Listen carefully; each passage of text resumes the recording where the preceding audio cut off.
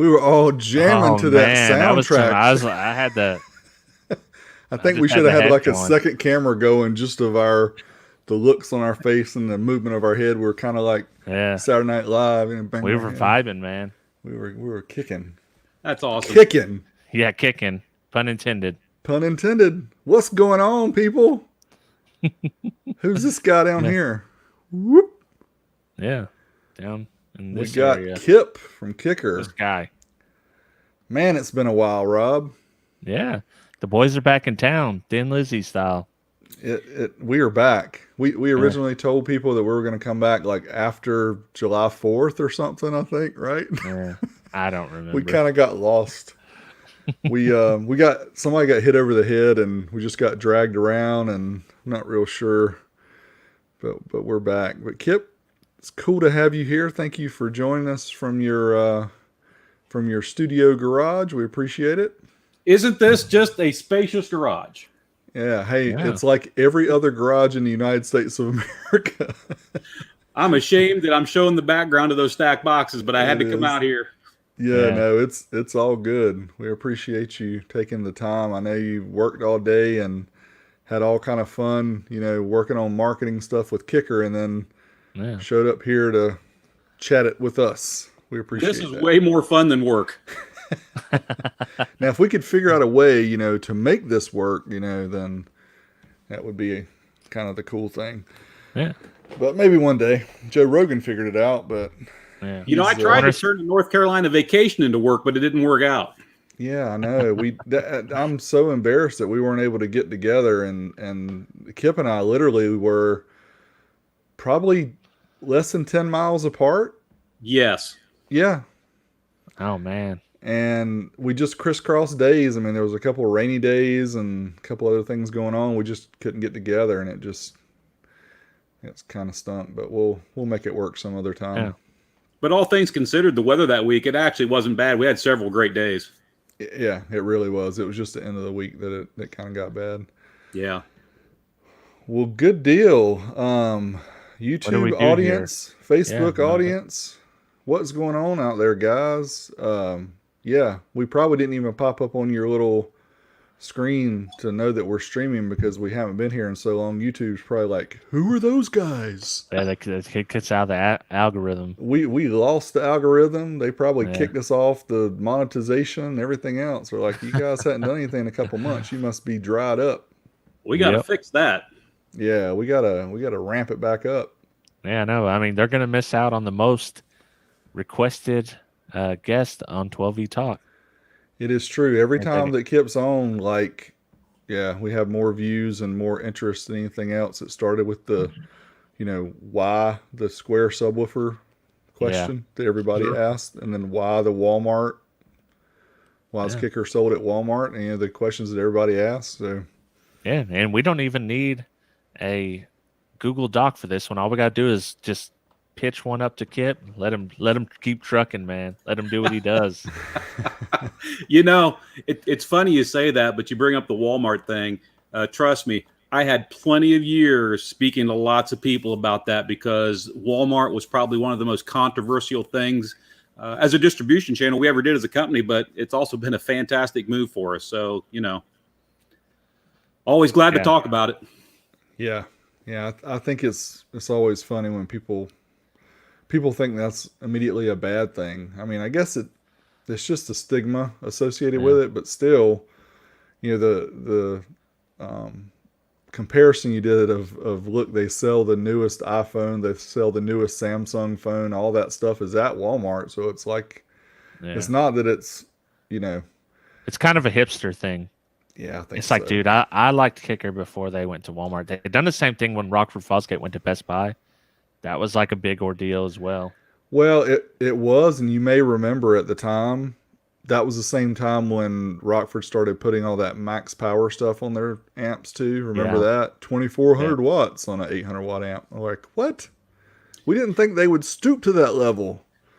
Yeah. But they did at that time, unfortunately. So, it's interesting you bring that up, Big D, because, those max power ratings, if you sit down with an engineer, and this is what gets spooky about it.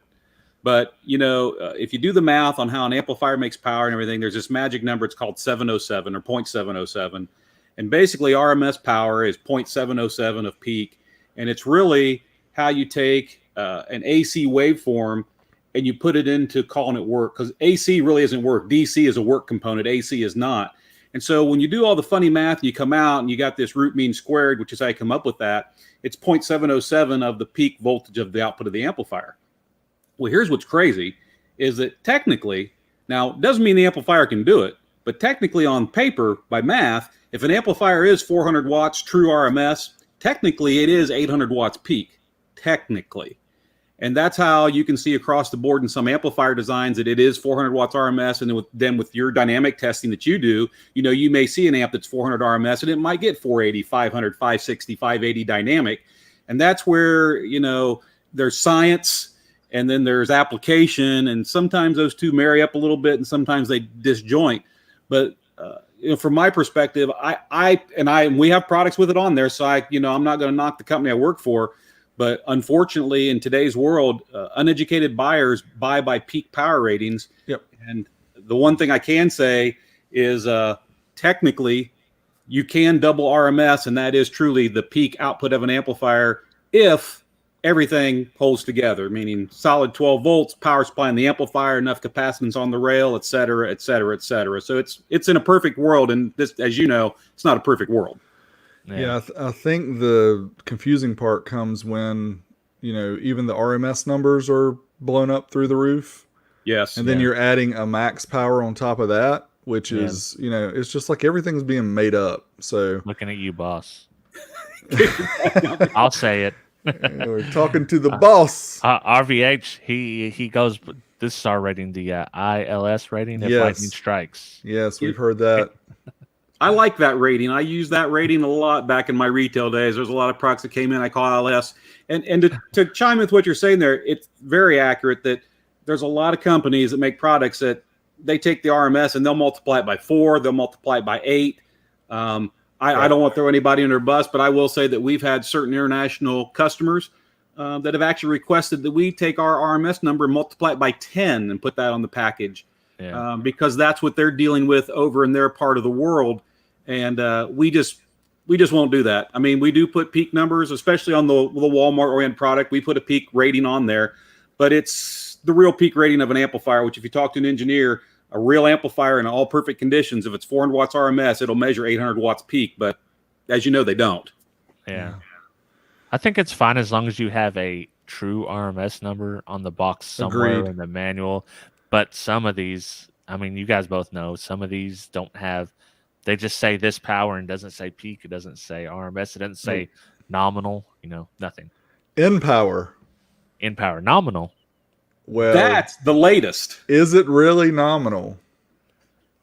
Well, we all know that it wasn't in this case. I think it stands for knocking power. Naga, not gonna make it power. No, that things like that are frustrating to me. When you have something that's so close, it's like, I mean, come on. You got a 50 watt by 6 amplifier, and you're gonna rate it 75 by 6. Why not just rate it 50 by 6? Yeah. I mean, come on. People are really expecting the 70, or of course, what people want is they want it to be rated 75 by 6 and do 100 by 6. They always want to get a little more.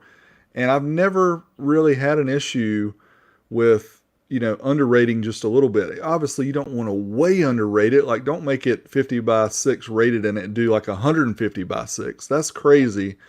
But, don't fudge the numbers when it's so close. And I don't know. That just really gets to me why you would, risk the, the way your company is shown based on just something so simple. And how big is that amp?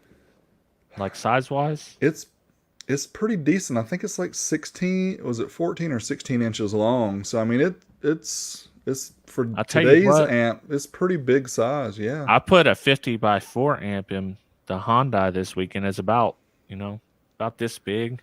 And I had a whole DSP and then a little Steve Irby that comes out and tunes it for you. Yeah. There it is. I got the box right here too. You guys kill me. Yeah. Wow, what a segue, Rob. You're like an expert, man. Man, that was rusty. smooth. That was smooth. Yeah. Well, since he brought it up, you know, Rob doesn't really get impressed very easily. We'll just put it to you that way. He's kind of hard on things, and he'll tell you what he thinks. He was impressed, yeah, and shared his like of this product with me to the point of saying, we got to talk to Kip about this on 12 Volt Talk because it is really cool. So Kip, you told us about it. I mean, over the summer when we were, or spring when we were there before, yes. At Kicker, and you know, you were talking about, you guys were very proud of this product and how it was doing and how it worked and everything. But you know, it's one of those things, people can tell you a lot of stuff about how great something is, but until you try it. So Rob, tell us what you think. Well, first of all, I was actually shocked because it's one thing for someone to tell you what something can do, and there's another thing for you to do it yourself and hear the results. And you know, like I said in my video, I pulled 3 amps, big amps, a DSP, an extra battery, this much space out of the trunk, and put this just on the back of the seat in the Honda because, like I said in the video, I was making for original system, I was kind of envisioning what I wanted versus what my wife needs.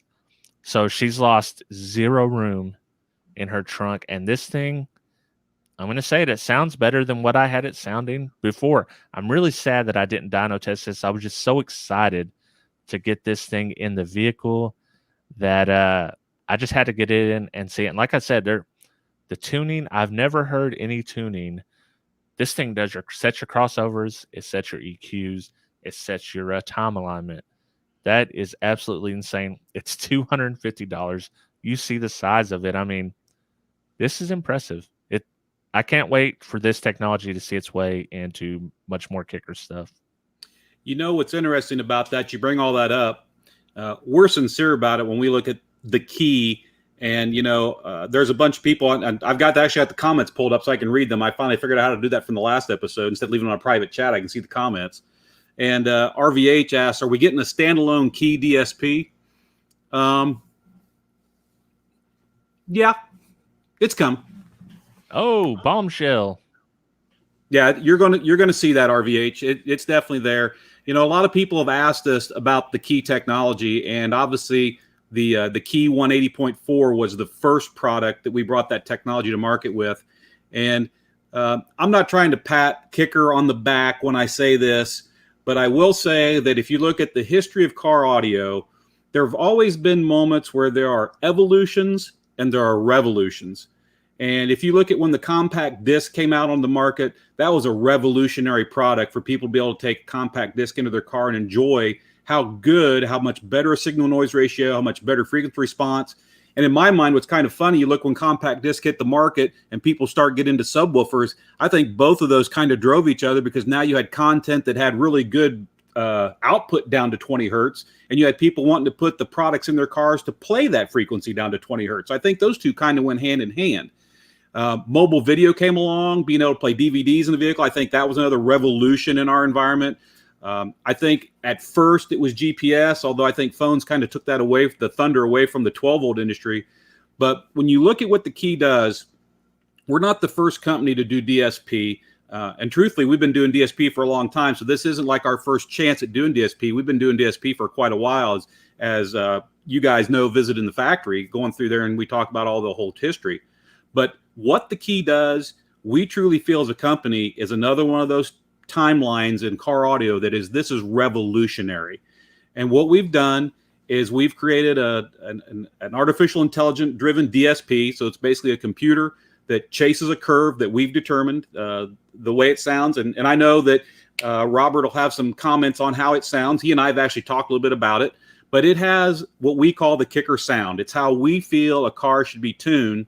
And the target curve that's in that DSP that it looks for was actually created and developed in-house by two gentlemen. One everybody knows, which is Steve Irby. And the other one, if you're into competitions, if you're old school competitor, everyone knows who Joe Gross is. Joe Gross is an old school competitor from back in the day. He was one of the first guys to run kicker comp 15s, kicker comp 18s. He was tearing up the circuit back in the day, and he just happens to work at kicker now. He's been there quite a few years. So Joe has an ear, not just for SPL. Joe has an ear for competition from the days when it was SQ first, SPL second. And so Joe and Steve Irby are the ones who worked on this target curve that we have in the key product. And of course, engineering, they took their marching orders and they made it happen. And it's in a compact box. It's a legit 50 watts by 4. If you put it on a dyno, you're not going to get 60 watts out of it. You're not going to get 65 watts out of it. I mean, that package is right at about 50 watts. You might measure 51, 54, somewhere in that range. So it's not going to give you a whole lot more power like you were kind of talking about in the beginning, but it is going to give you what we rated at. But what's in there and what it does auto magically is kind of how it's automatic, but I think it's almost automagic. It does a fantastic job at setting up a car. And I know lots of installers, lots of guys, including myself, you could spend hours with a manual DSP tuning and tweaking to maybe not even get close to the results that this thing will get you automatically out of the gate in under 10 minutes. Yeah, that's 100% true. It did sound better. I didn't do a lot of tweaking in the car before, but it sounded, the imaging was actually better. And like I said in my video, it's a little bass heavy. I like that. I actually really like that. But some SQ guys, they're kind of, they want maybe a little more flat. And like you said, it is the kicker sound. When you hear it, it's 100% the kicker sound. And it is like magic. I like to think of it as a little Steve Irby getting out there and, kind of turning the knobs and doing all this and doing all that for you while you sit really there and wait for the happy. You just wait for the happy tune to play. It's pretty crazy what this little box does, and it's hard not to brag about it, because when I look at the curve that's in there, the the technology that's in there that we were able to pack into it, along with 4 channels of amplification, and get it all in there and bring it to market for $249. I mean, I'll throw the challenge out there. I don't know of anyone else that makes a product like this that does it as well at this price point anywhere. No, I actually agree with you 100% on that. You can get this in a Key 501 for $500 at full retail price. You can't touch that in separate components, in my opinion. It's only 50 watts by 4, but I will tell you, I had the Power 400/4 on these same mids and highs, and it is easily pushing them as much as that. And that's a $400 amp. I mean, this amplifier is legit 50 watts. I mean, this isn't an overrated product or a peak power rating. I mean, it's 200 watts total power. If you throw it on a dyno, like I said, you're not going to see huge numbers over that, but you're going to see 50, 51, 53, 54. I mean, parts tolerances are going to be in there. But 50 watts times 4 plus everything else packed in that little box is quite an achievement. Yeah, the DSP portion alone and the 40 band EQ. I mean, you've got $250 in that. Yeah, in some cases, looking at just a separate standalone box, you're correct. That could be just that by itself. Yeah, Helix will cost you $500 for the base model. So yeah. But on this one, like you said, it's 40 band. It's 10 bands per channel. It's full parametric. The computer inside, it runs through. I know, Vega, you've obviously did one in your car, so you've heard all the different pings and perps and chirps and things it goes through. Yeah, for sure. And when I first done it, my wife she had to be in the garage doing her projects, so she decided to make a bunch of noise. I was like, all right, I'll just wait till you're done. Instead of be a jerk and tell you to quit doing what you're doing, I'll wait till you're done, and then I'll go back in the garage when you're done and do it. But yeah, it plays all the speakers, and it's pretty cool. And then you get the happy tone, which is the best part. Although I did get the sad tone once because I didn't have it hooked up right. Yep, the sad tone, if there's something that doesn't go well, it lets you know. It's real simple. You can just rerun the process. And you talk about the automatic, just to clear up so that there's a good understanding what this piece does is basically it's full range. So it can be 4 channels of full range. It can also be 4 channels high pass at 60, 80, or 120. So you can do a high pass on it. And that's a manual setting. So if you're going to high pass your 6.5s, you're going to high pass your 5.25s, or if you're going to do your 6x9s, that's a manual setting with a dip switch on the amplifier. But then the magic that you got to experience because of the way you're using it is if you go into biamp mode. And in biamp mode, there is no crossover for the tweeter because this amplifier will determine what's there and will set the crossover automatically. And in today's cars, the reason we do that is you got really two things going on in the dash or in the door of a car today. And it's either going to have a true little tweeter, whether it's a 1/2 inch, 3/4, 1 inch, soft dome, silk dome, aluminum dome, who knows what it is, but it's a real tweeter that really is only good for about 3K and up. But then you've got Chrysler, Toyotas, Jeep going this route where they're putting in, I call it a middler, which is there are these 2 3/4 inch drivers, which those drivers really can play down significantly lower to get you more of that low frequency up on the stage. The key determines whether it's a real tweeter or a middler driver, and it sets that high pass automatically. You don't have to figure it out. It does it automatically. And it does it at a volume level and a setting that's not going to damage either one until it figures it out. I have one recommendation to include in the box based on what I just noticed. Yes, sir. I'm in my mid-40s and my eyes are not very good. I cannot freaking see. Even with my optical zoom glasses, I cannot see these little switches and what all this stuff says. So I think we need to throw in a dollar store magnifying glass. They got the schematic in there. Okay. That's what I use. I have to look at the manual then. Yeah, you because gotta that look thing at on the the manual. end, wow, dude. You know, I always used to brag about how good my vision was, but it's amazing how quick it just went, just like that. Especially for up close stuff. For all those people out there who haven't had that wonderful experience, it happens quicker than you know it. It really does, and I've been warned about it that it happens quickly, but it really does. Carrie Ann Hill, thank you so much. We appreciate the super chat. And Mr. Mark Crawley, thank you as well for hitting us up with a little bit of coffee funds here for the 12 volt talk. You guys are always appreciated in joining us here and throwing us a couple bucks when you have a chance. We do greatly appreciate that. But so yeah, I was looking at the end, and you guys can probably school me a lot more because you played around with this a lot more than me. But let's just say I'm a customer who comes into the store, and I understand that it has a DSP. I understand that it comes with a microphone. So you know, I get what's the sales pitch? Like, you know, I want something like this, but exactly when I get this, what do I have to do? I mean, Rob, in your video, you did show, you know, hooking it up. You showed doing some of the dip switches because there are dip switches on the end. But I'm just trying to think, you know, as far as talking about a product and what it does versus somebody actually getting one. You know, is there any quick tips for what to do, or maybe if it's a scenario where you're hooking it up to a factory system versus aftermarket, or if you're hooking it up to components versus, you know, full range in the front, full range in the back kind of thing. Is there any tips for that? Did I ask too much? I probably did. The silence is deafening. Yeah. I'm waiting for Robert to reply because I thought it was more directed at him because he had just installed one. Yeah. Well, what I would say, this is for the guy that is not super DSP proficient. So someone that wants that sound, but they don't know how to achieve that sound themselves. This is 100% for that guy.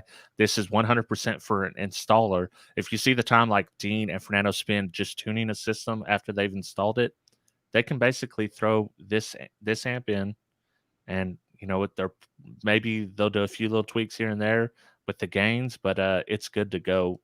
Once you said it's just it's like the easy bake oven of amps. You know, I want to tie into that because, you know, obviously when we're developing a product at Kicker, it's not just about the capabilities of the product and what can we build, but it's also looking at how does this fit into the marketplace and how does it fit into a dealer, an installer, or a consumer. And the biggest thing that we've learned over the years when it comes to DSP is DSPs are powerful tools, but you have to spend time tuning them. And that time is hours, typically, not minutes, but hours. And what we've seen is that you've got this push-pull that happens at a retail selling location where a customer will come in, the salesman was selling on something like that has a DSP in it. It costs X number of dollars to buy it. It costs X number of dollars for the accessories, wire, RCAs, whatever you need to get it in the car, and then the labor to install it. But then where we get pushback is the general consuming public doesn't understand and sometimes feels like they're getting ripped off or taken for a ride when they turn around and say, and we're going to have to charge you for 3 hours of shop labor at X dollars to tune it. And they're like, well, isn't that just included? I mean, I paid for you to install it. Aren't you going to tune it for me? And it's nearly impossible. There are customers, like if RVH walked into a store I was running, he and I could have a conversation all day long about how to tune a DSP. But the average person, all they know is they want better sound, and they want to do it for the most economical price that fits their lifestyle. And so when you look at a product like this, and that's why it's in a 50 watt by 4 amp, because quite frankly, and Robert will back this up, 50 watts by 4 properly tuned and set up makes speakers sing. I mean, unless you're looking to entertain the neighborhood, if you're just looking for great sound in your car, 50 watts by 4 gets it done all day long. And so this product allows an average consumer to walk into a store and go, I've got this in my car. I mean, if you've just got stock speakers, you can put this into a complete stock system and improve the sound of a stock system, tune it, be done with it. And then that customer can come back 6 weeks later, 8 weeks later, and then they can buy a set of components for the front or better speakers. You retune it, and now you're getting the benefit of the better speakers along with the tuning capability. And all it takes is a push of the button, up to 10 minutes of time, and it does it all automatically. So it's something that can be rolled into the cost of doing business. You can install this and you can tune it for the consumer, and you don't have to have that uncomfortable conversation or possibly lose the sale because you got to talk about, well, I need 2 to 3 hours minimum just to tune the DSP. And the average consumer doesn't want to have that conversation. And I don't blame them. They don't understand DSP. They think you're ripping them off in a lot of ways. We know that we're not, but the average consumer doesn't get it. So one of the key focuses on this product, and it really came out in all the marketing discussions and all the ideation discussions with R&D, is that we can come to market with a product that we think will hit that 90% curve. Probably you could tune this and you're probably 90% of the way to where someone who has an ear and knows how to use a DSP and how to use the tools that are available could tune a car. And we're going to get there in under 10 minutes. Whereas that person who's tuning it by ear and using the tools, it's going to take them hours. And now we have a product that we can take to everyone and offer them the benefits of a properly tuned car via DSP with almost no tuning time. I won't ever say that a guy who knows what he's doing can't do this or even do better than this, but he's not going to be able to do this good in under 10 minutes, ever. That's perfect explanation for the question. And I do want to take back what I said about the magnifying glass, because as you can see, they have a beautiful picture here of the end of the amp that I could not see, and everything is blown up, and you can pull it up in your browser and zoom in as close as you want to see what all the little switches are. But I can tell you, if you're trying to look at the end of the amp, you've got to have good vision to see all that. But we have all the dip switches for the auto turn on, the fader, compression, biamp mode, kicker EQ, time delay, high pass filter options, all that. But I think I showed it earlier when Kip was talking. You guys may not have seen it, but it comes with the little, let me switch this off so you can actually see this instead of my screen. And sorry about the mic noise there. I just bumped into the mic. Yeah. So, yeah. So here we go. Microphone. And strap this end of the amp here. Yep. There's a little jack. I always talk about these type jacks for bass knobs. You don't want them because they'll come out, but you don't. I mean, you're just using this to actually do the setup, and then you can take it out. So yeah. Anyway, yeah, that's really nice. It comes with that, and again, we're still talking about a $250 package, and the microphones aren't free. So there's some cost here.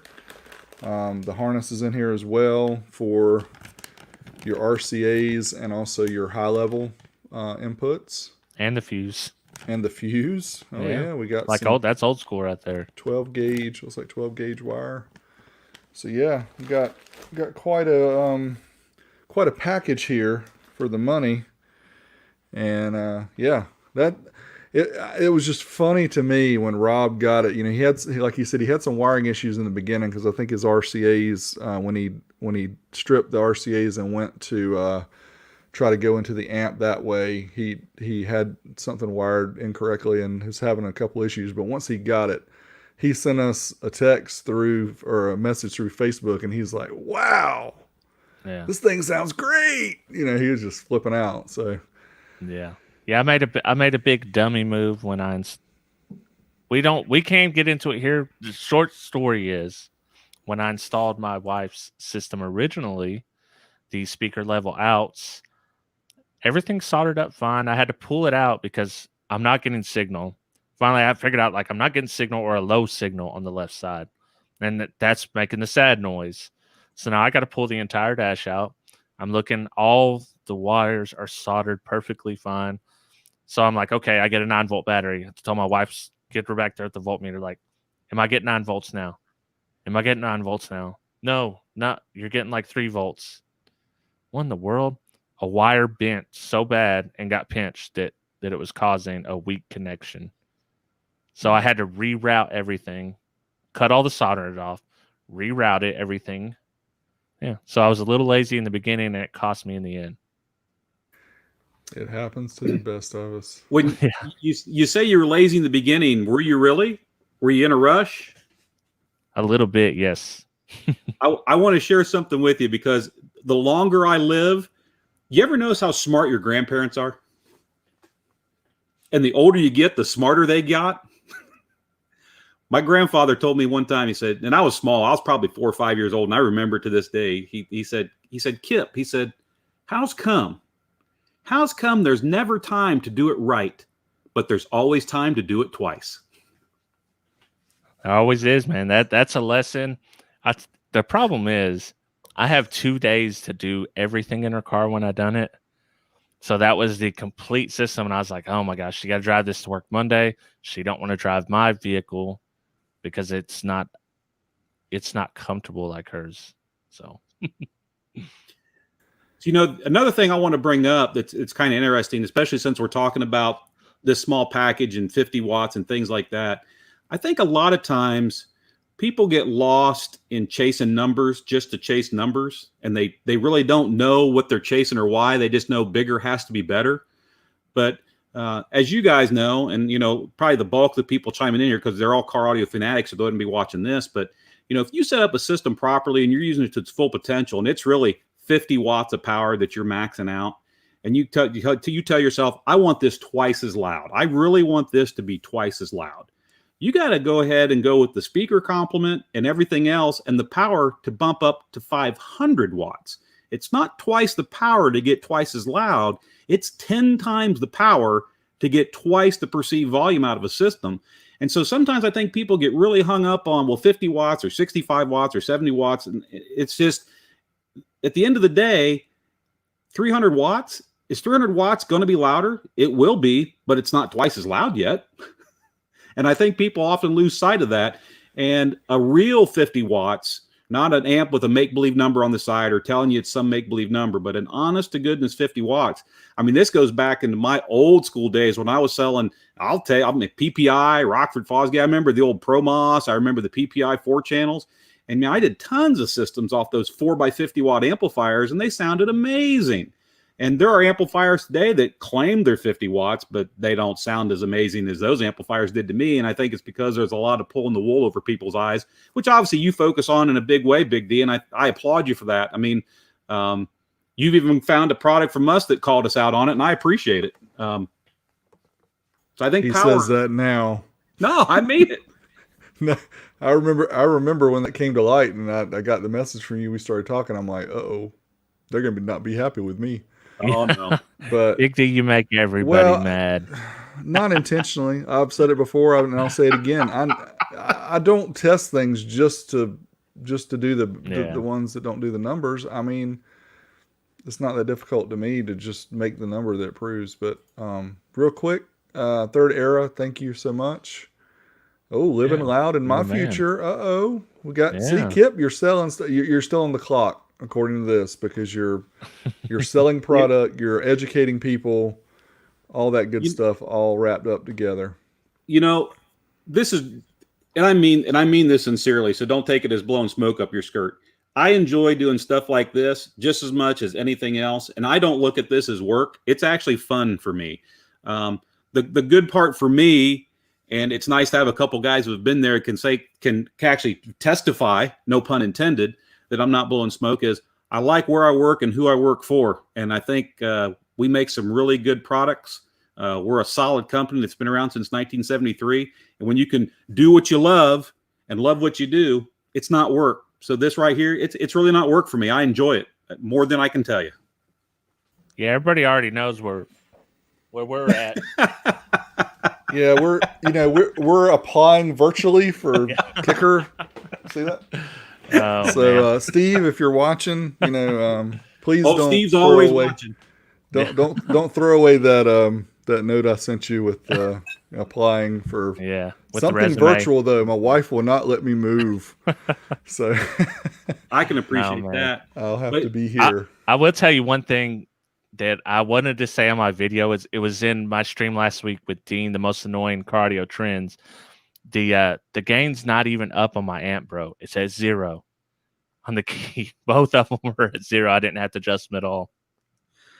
It makes me smile inside when I get positive feedback that's not being solicited, it's not being asked for. It's simply a person getting to experience something that's so cool and revolutionary and sounds so good that I know it put a smile on your face, or you listen to your favorite track and it put goosebumps on your arm. I mean, being able to be part of that is just so cool. Yeah, you're like the kid that the meme where he's sitting back, drinking the cup of coffee, the little kid on Christmas morning. Like every parent watching their kid open the present that they got already. Yes. Yeah, I mean, you're proud of it because it's a lot of hard work that goes into it, and you get to see the opposite end of that. But the one thing I did want to say, and a real good friend, Joe from Joe and Tell, I don't know if you guys have seen him on YouTube and Facebook and Instagram. He's pretty big with the home audio stuff, and he said it before because I was reading one of his posts, because people are always concerned about people that get items sent from companies, and does it really sway your decision on what you think when you get something for free. And he said, I'll put it to you this way, and this was a really good explanation, by the way, I thought. If I've got all the food that I want here at my house and I can eat whatever I want whenever I want, somebody sends me something, if I eat it and if I like it, I'm going to tell you that I like it. It's no different from Rob and I getting equipment. Kicker sent us some equipment, like we got these key amps, we got some other stuff to show off, but we have plenty of other things we can use too. So this is not, hey, we're going to say something just because they sent it to us. We do appreciate that, and we think more companies probably should do stuff like that if they want to have their products looked at. But if we find something good that stands out, we're going to talk about it. And that's shown here. So I want people to understand that, we're kind of biased toward Kicker in some way because we really like the company. We like Steve Irby. We like, we've been there and we've seen employees that work there and talk to them, and you can just tell how passionate everybody is. So it's hard not to be biased on that side. But again, what I'm saying as far as the products go is it's not that this is the only amplifier that Rob has access to that he installed. It's not the only one that he's ever listened to. So you have to think of it in that fashion. Even though the things were provided to us, if Rob didn't like something, he would say it, and he would tell Kip, and he would tell you guys. So I just want y'all to understand that that's kind of where we're coming from with this stuff. Is we're trying to be as level as we can across the board. But if we run across something that we think is game changing and going to make things better for people, then we're going to give them a little bit more limelight. So yeah, and I think that the thing that sways me over the most is, like you said, meeting Kip in person, meeting Steve in person, having lunch with them, talking to the guys out on the floor. We do tours around my plant all the time, but guess what? They don't let them come talk to us, or they didn't before, because a lot of them aren't happy employees. We talk to people on the floor. We've seen the passion they have. We've seen the mission statement. Steve, the way he wants to run his business from the top down, and it's awesome. And that sways me over much more than any product they could provide. Yeah, I mean, you also have to think, sorry, Kip, I mean to interrupt you, but you have to think about the longevity, 1973, we're coming up on 50 year, right? 2023 will be a 50-year anniversary. So you have to think they're doing something right to be around that long. But I think a lot of times people will just lose sight of that, and they think about, the new company X or the new company Y that's popped up, and they have some new fangled product that, they paid somebody in China to make and slap their name on. These guys have been around. They've had to expand their markets, and they've gotten into other things. They've diversified some, which, that always helps, because if you have problems in one area, then you're diversified into another. It's what everybody should do with their money anyway. But with all that said, they're doing a lot of things good to be able to stick around that long, and not, to have to lay people off and all the other things that will happen when a company is not doing well. So go ahead, Kip. I didn't mean to interrupt you. Oh, no. You didn't interrupt anything at all. But, products like this are a result of what you see from the top down. That's just the way it is. Yeah, I love the way that you always said that, Steve always has to listen to everything too, and he has to like it. So that's always important to me, because it's like he's not just pushing numbers and looking at product. Oh, that looks good. No, he's listening to it. If it doesn't sound like he likes it, then sorry. Yeah, he's the man. He gets the final word. Rick does have a good question that all of us can answer. Can it auto-tune if I run the mids off 2 channels and the tweeters off 2 channels? That's exactly how you got yours set up. Exactly. And matter of fact, I'm running a 3-way, which is not technically recommended, but I have a 3-inch inline passive with a tweeter. So it read the 3-inch as one of the, what do you call it, middler? Yes. With the tweet, and then it done the 6.5 by itself. So worked perfectly. A middler. I like that. Yeah. That's my new saying. Let's give DIY Audio a shout real quick. Companies totally need to send more. Well, I mean, it's definitely a way of, of marketing, quote unquote marketing, because, and just as somebody who does what I do on the side, doing the amp tests and making videos and all that, I kind of almost find it shocking that I don't have things sent to me all the time to do. It's like people will contact me, hey, do you want to do this? You can buy it. And I'm like, really? I do what I want to do. But if you want to have maybe some inkling of me doing it, you might just want to send it, maybe. Yeah. But anyway, it's I think the untapped market there is pretty big, because I mean the proof is in the numbers. I'm amazed all the time with how many views Car Audio channels can get, and how many eyeballs you have and potential customers. So for me, it's like, I can't. I'm a lot of times I'm not real good at selling myself, so I don't go out and solicit this type stuff. But I'm surprised that people aren't seeing it and trying to get more engaged. But there are some people that are watching and are listening. So I'm just saying. We try really hard. You do. It's the thing about it is, when trying to think how the right way to say this, I know that if I were to send either of you to a product for review, I'm going to get an honest review. Now, I know you guys have been to the factory and you've walked around and you've got to meet Steve and all that, and you feel good about that experience, and it gives you a good experience about who we are as a company.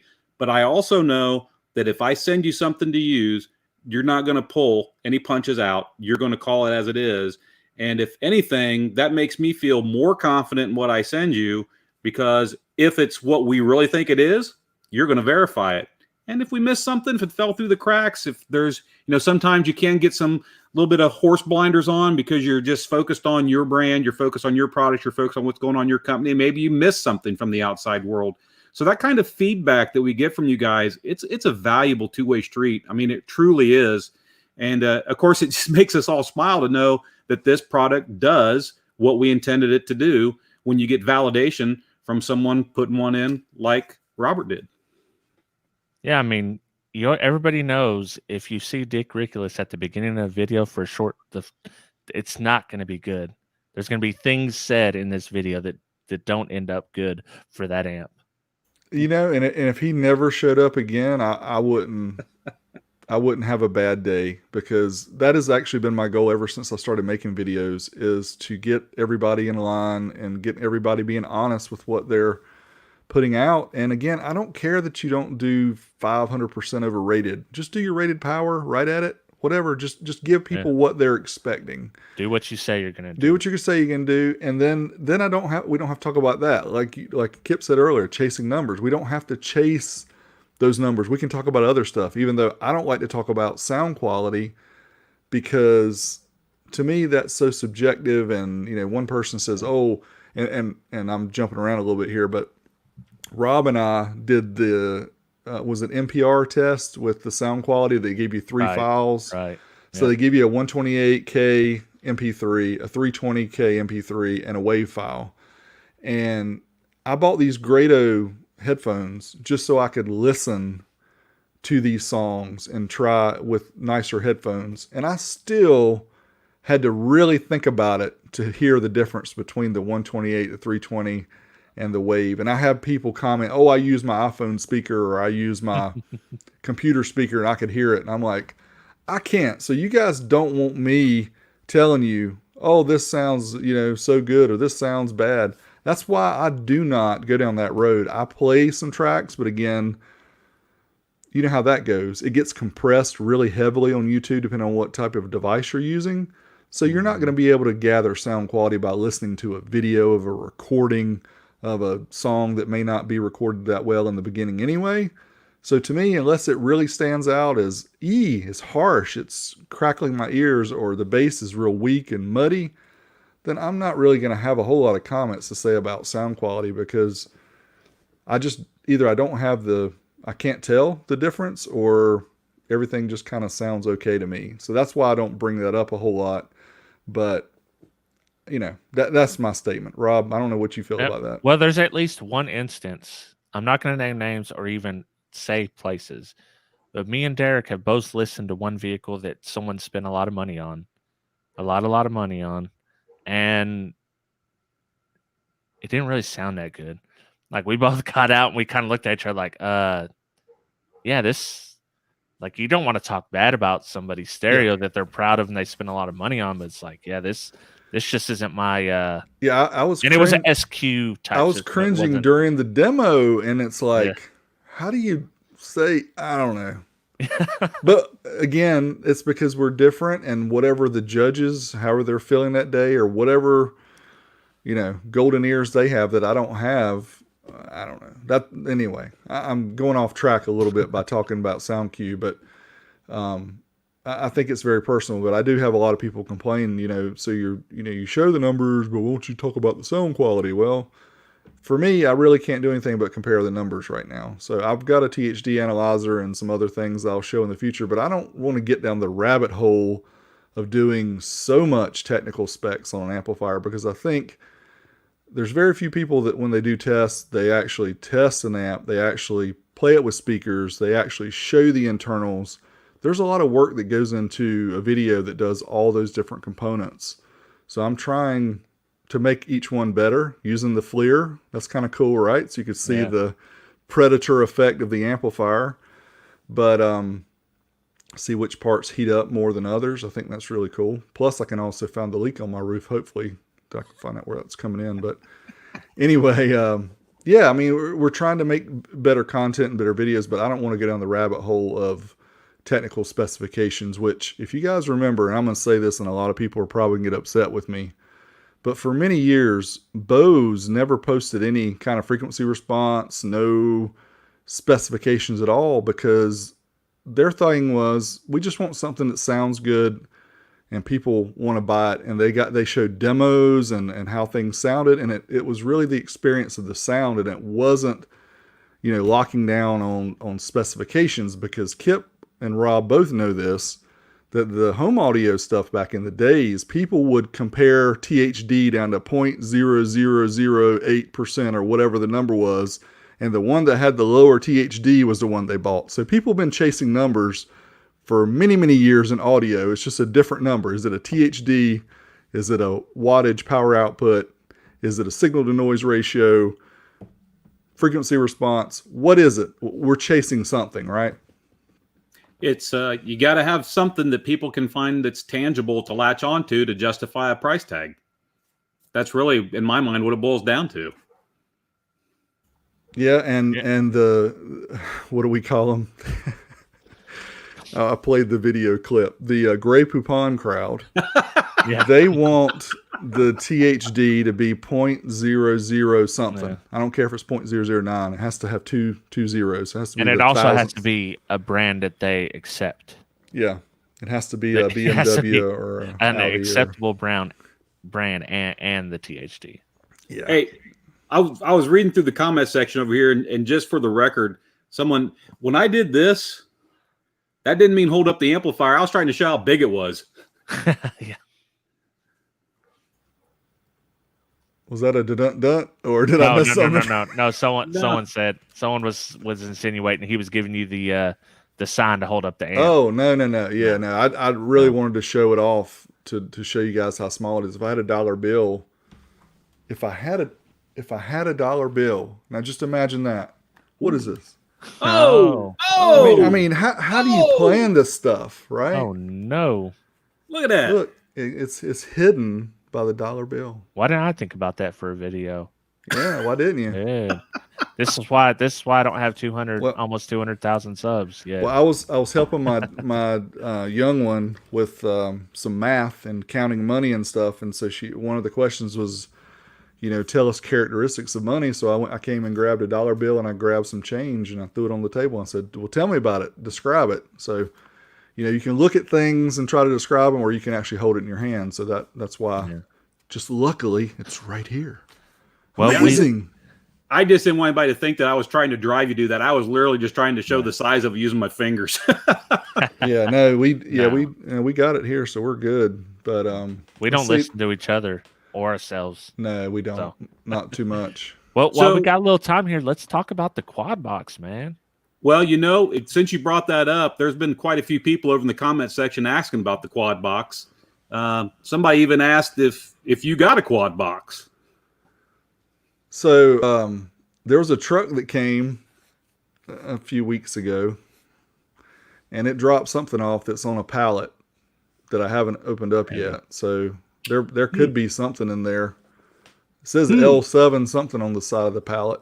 Maybe I should open that up sometime. I think I'll have to look into that. Maybe we could open that up and talk about that sometime. Yeah, I think we definitely need to do that. I still never heard one. I haven't heard one or seen one in person yet. We talked about this. I need to drive to Stillwater. Yep. We can't have any visitors right now, but as soon as that ban's lifted, come on. Yeah, I need to hear it. How long till someone copies this idea? Because it's a very, very good idea. I'm waiting for it. I'm waiting for the quad box? The quad boss box, yeah. Here's what I'm going to say to that. It is going to be copied, but we're going to be the ones to copy it first, and I'll leave it at that. Oh, follow up. There we go.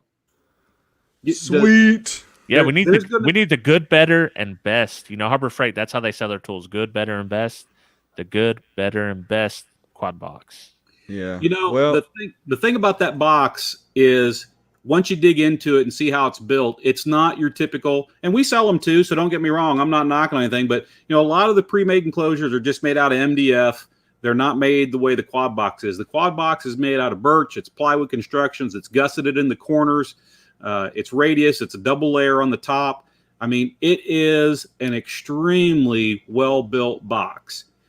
Yeah, Q-Bomb's laying in the cut like, oh, there you go. There we go. I'm building a quad box, too. So the response to the quad box has been phenomenal. And don't be surprised if you see more boxes of that build quality with a different woofer coming.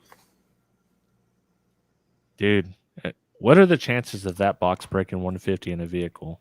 That's why. Who's going to do it first? It's going to happen. The guy, Brandon, and man, I'm gonna feel bad here if I can't remember. D&B Sales, they're a dealer of ours over in Fort Wayne, Indiana, and they threw a quad box into a car over there with a 2400 on it, and I think after they played around tuned with it, they popped a 53 or a 54. There we go. That's what I'm talking about. But yeah, there it is. In case you guys haven't seen it before, we talked about it before, and Kip's been on before, and it's really interesting to see the excitement of something. Honestly, it's a speaker box, right? It's a quad speaker box, but the ability to just throw it in the car, SUV, which almost everybody has these days, or a minivan, whatever you have that has a big hatch like that, and put a decent size amp on it, and wow, bam, you got plenty of dBs to rattle off your rear view mirror or whatever. But the construction of it, the internals, you take the subs out of that box and you order a box like that, it's going to cost you $800 or $1,000. Yeah, with the bracing and everything that's done to it, and it's got the threaded inserts too for the drivers. Maybe even more than that. The port's curved, right, at the front. Yeah. And it looks like it's really nicely covered with the carpet as well. That's the best thing about factory box is the stitching.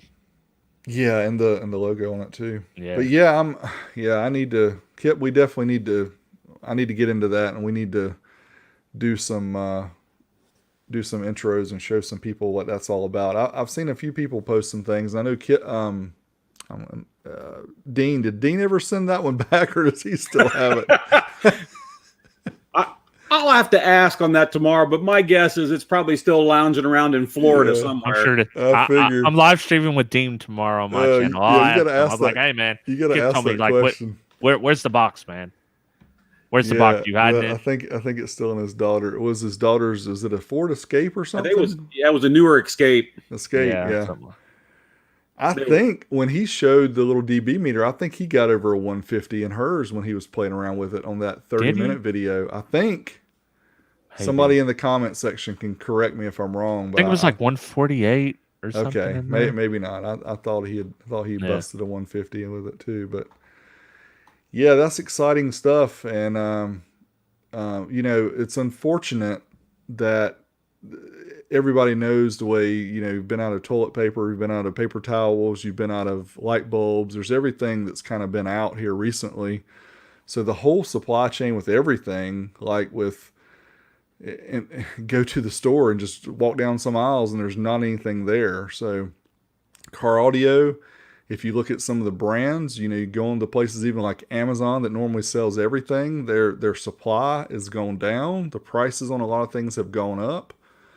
But okay, so he did, but they didn't catch it. Okay. Yeah, so, it was Nando's fault. Yeah, I thought he said that. I thought he said over 150. But so anyway, yeah, I'm not sure how much Kip wants to get into with the quad box as far as obviously people were interested in this a lot more than I think maybe even Kicker realized, and they just wanted to make sure that they could meet the demand with the product. So I think that's a smart thing to do, because I don't want to unbox it and start showing it to people and they can't go buy one. So I want to wait until we've got them available. So I think we're getting pretty close, but it's the demand for the quad box has really exceeded what we thought it would be. We just wanted to do it as a high performance, ready to go option. There's a lot of people that, they walk into a store, they want big performance and they want it in 2 hours. They don't want a wait around. And as you guys know, and anyone watching the channel here knows, do some of these big systems, these vehicles, it's days and weeks upon doing work, if not months for some of these huge systems. So this isn't going to be, a windshield breaker. This isn't a 60 dB any way stretch of imagination. This is going to be high 140s, low 150s, depending on the car and the tuning you go with.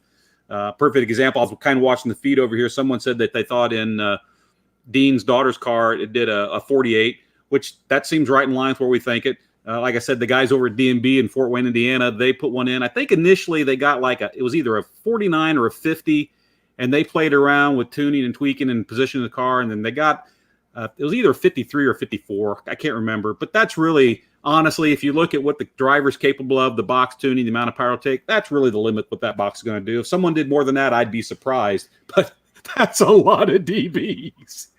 It is. I mean, and honestly, I think way back in the day, Savard had a 4x15 that they said would do 150 dB.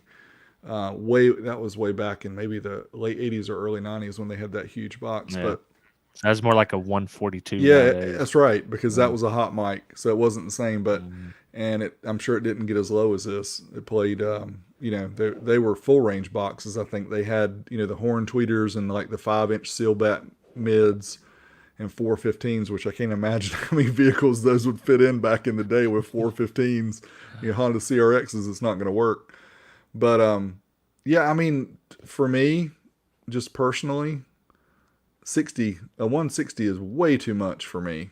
A 150 is too much. Way too much. Right. So if I've got the deep bass and I know I've got plenty on there, and I can make, everybody wants to make people smile when they get in the car sometime and just play something obscenely loud and whatever. That's what will be cool. This will be a cool little demo box for getting people excited about something that they've never heard real bass. And the simplicity of it is just like Rob mentioned earlier. And Dean, I'm sorry, Kip. Look, I called you Dean. Sorry, Kip. But Kip mentioned earlier, it's simplicity at its best, at its finest, and that's exciting. But yeah, we will have some more information about that coming up soon, and I'll show it off, and I'm going to give it the full rundown, and really looking forward to doing that, because it's one of the things that I've got the excitement just like everybody else does, and that's kind of why it's been sitting, on the pallet in the box, and I haven't opened it up yet, because I know as soon as I open it up, it's going to be like, ooh, I got to test it. Ooh, I got to do this. Ooh, and I got to share it, because Rob and I are the kind of people that are week by week YouTubers. Like, we don't have stuff built up. We don't have content that we can just release when we get a chance. When you see something come out, it's just been finished. I mean, maybe the day before or possibly 2 days before, but our content is farm fresh. to table. Yes. That's how we do it. Very fresh. So hey, shout out to Mike Craner. What's Greetings up, from Mike? Utah. What's up? So yeah, the quad box has been doing really well for us. As you can see on the website there, we don't have any in stock currently. You'd have to visit a dealer to find one. We're finding it hard to keep up. I guess that's a good position to be in. That is a very good position to be in. I'll scroll through here and see if there's any comments. Is there any other ones that you missed? Yeah. Well, what do you say we kick it into after talk then? Are we already there? Wow, we're an hour. time has flown by. Yeah. Wow. Okay. Well, it didn't really even kick off the beginnings. I guess we'll do the official intro. I'm not sure when we're doing our next show, but we do appreciate you guys watching here on 12 Volt Talk. You can catch us on Spotify, Google Play, Apple Podcasts. I'm not sure where else we are. You can just do a search. If you go to 12volttalk.com, it'll take you to our YouTube channel. You can subscribe there. And whenever we do go live, it will notify you. If you click on the little bell, it'll let you know when we're going live, so you can check us out next time. And what we'll do is, if not before then, whenever we get the quad box reviewed and I get it in the vehicle and we play around with it some, then we will we'll invite Kip back on, and we can talk about it. And yeah. Anything else you want to say, Rob? No, man, you summed it up. I appreciate all the super chats, and we'll be back at some point in time. Yes, and thanks when the again. mood is right. Yeah, Kip, thank you again for again joining us here on a Wednesday evening of a holiday week, which everybody was off one day, so it's kind of nice shorter week. We do appreciate you joining us always and giving your insight from Inside Kicker, and letting us know, what you guys are doing to make car audio better and easier for everybody. And we appreciate you showing up here and explaining that. I appreciate it. I always enjoy the time here with you gentlemen. And I hope, I know this episode was supposed to be focused around the key. I hope that people realize that as a company, we're really looking to make products that not just for high output, high SPL, but for the person who just wants great sounding audio in their car. And that key with the DSP that's in there, that 40 band EQ, the time alignment, the compression circuitry that's on there, the fact that you can plug it into anything, it's got up to 40 volt input, so you can plug it into any factory radio, any aftermarket radio. It's easy to install. It gives the consumer great sounding audio, and it gives the installer an instantaneous, almost instantaneous ability to tune a vehicle into that 90th percentile. And let's be honest, and a person who's never had great audio in their car, and if maybe this is their first chance to put great sound in their car, when they get into a car that's got the EQ tuned the way that does it automatically, and the installer can do it in 10 minutes, everybody's happy.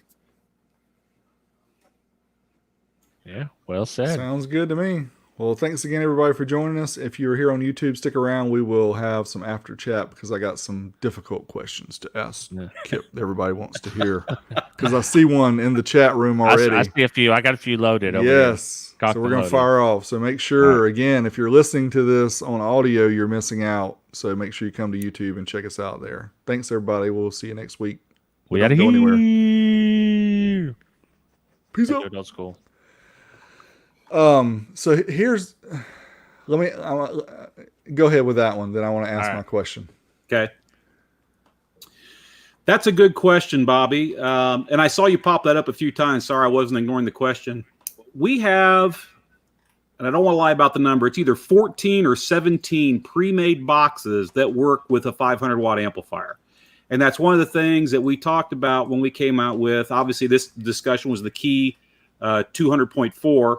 But we also make now a Key 500.1. And that Key 500.1 is a perfect combination and like I said, it's 14 or 17 different boxes, our lineup. And that's the truck style wedge boxes, the comp RTs, the downfiring box. We do the tubes with the comp Rs in them. Any of those, there's a selection from any of those that would work with 500 watts. And in my mind, of course, I'm programmed this way because we talk about it on a daily basis at work, is we really focused on the Key 501 is what will that mate up to easily, quickly, and sound great. And they are in there. There's like 17 boxes that'll do it. I would say peruse the website, see what you think, and then we're not shy about it. We've got 5 guys that man the phone lines all day long, Monday through Friday, 8 to 5 Central Time. Call in and talk to anybody at tech support. If you give them the amount of space that you've got and what you think you're looking for performance, they can help you pick out of the offerings we have, because there's quite a few there, but they can help get you what you need to get. I'll tell you from personal experience, those downfiring enclosures. Yeah. There's something about the way that thing loads up in a car with that downfiring and that passive radiator. I heard the 10-inch model in a Toyota 4Runner, and I swore it was a pair of 12s back there. I mean, it just had good, solid, deep impact. It sounded great. So without trying to mislead you, because I don't know what size you have to deal with, I would direct you, call our tech support line. That's what they're there for. You can tell them your vehicle type, your size restrictions, and they can point you to whatever works. But understand that is a question that we obviously talk about in marketing and design down in R&D is, okay, we're going to come out with this amplifier.